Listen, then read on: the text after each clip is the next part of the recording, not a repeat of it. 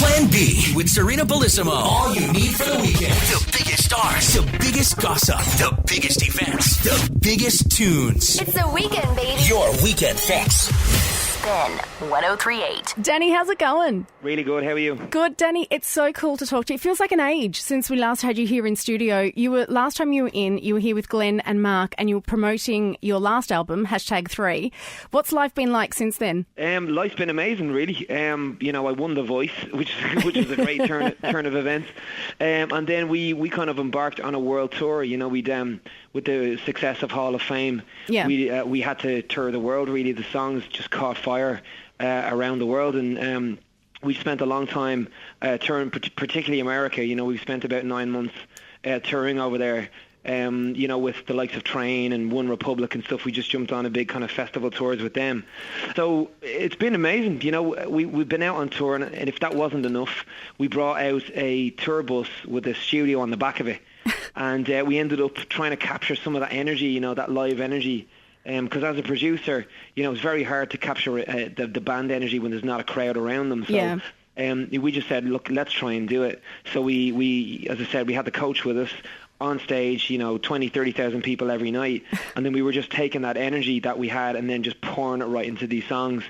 And then the lead single, Superheroes, I think it just screams that, I can literally hear, I can hear us on stage when I listen to that song. I don't know why. It's just, there's so much energy in it. Your music, without fail, always manages to connect with people. It's so deep. Cheers, thank you. And inspiring. What motivates you? I know I sound like a hippie when I say this, but I genuinely think that music can affect people in that way. Yeah. I really think that music, the right song with the right lyric, can change somebody's life.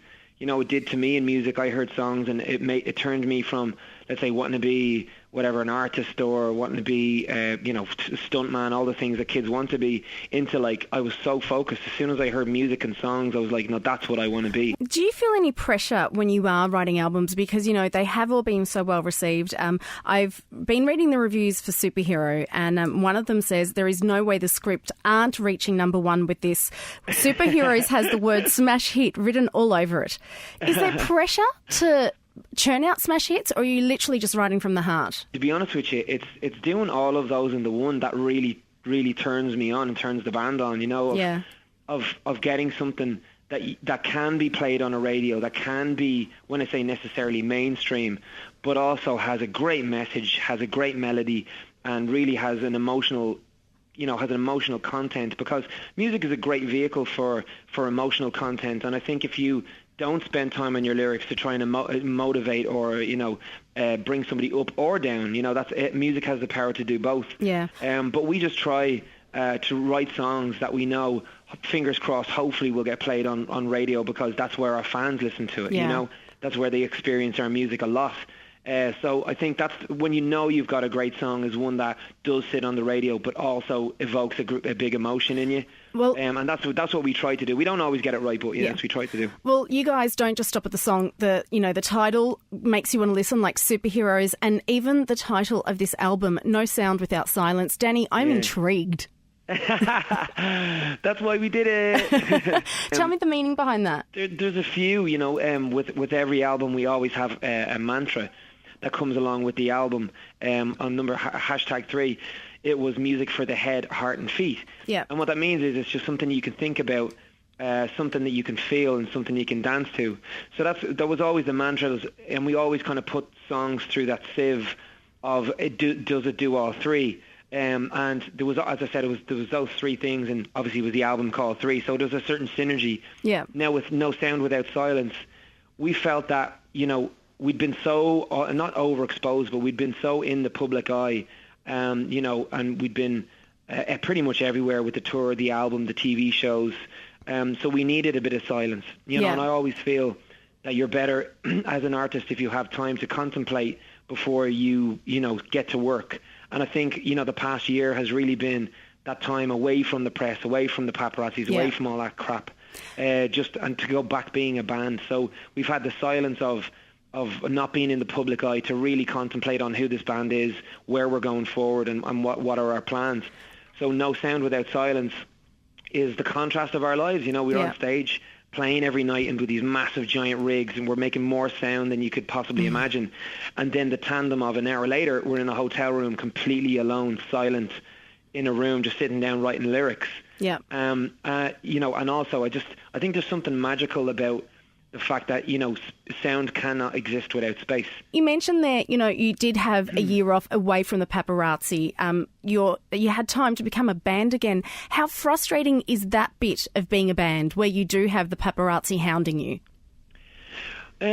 You know, again, I'm in a very, very privileged position to do what I love doing, you know, and I can't really complain about my lifestyle because I hate looking at other artists going, I'm always in the press and they're always up my nose, you know, but I can sympathise and empathise with them over that. It does get very stressful because, you know, as everybody knows, not everything you read is the truth, or not everything you see is the truth too. So I think it was pretty taxing on our families and friends, and you know, and obviously us to have teams of people, scores of people outside your house just like hiding in the bushes waiting to get pictures of you.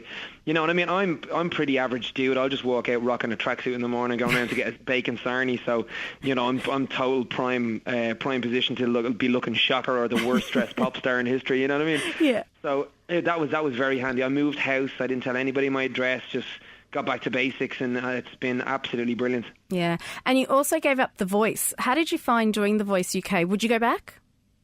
No, I think I had a wonderful time while I was there. I really did. You know, I spent 2 amazing years, met some great people, met some lifetime friends, you know, with the coaches. And, you know, I think I can't overstay my welcome either. Yeah. You know, I've always said leave on a high. You know, in the gambling terms, if you win, leave. You know, don't go back in again.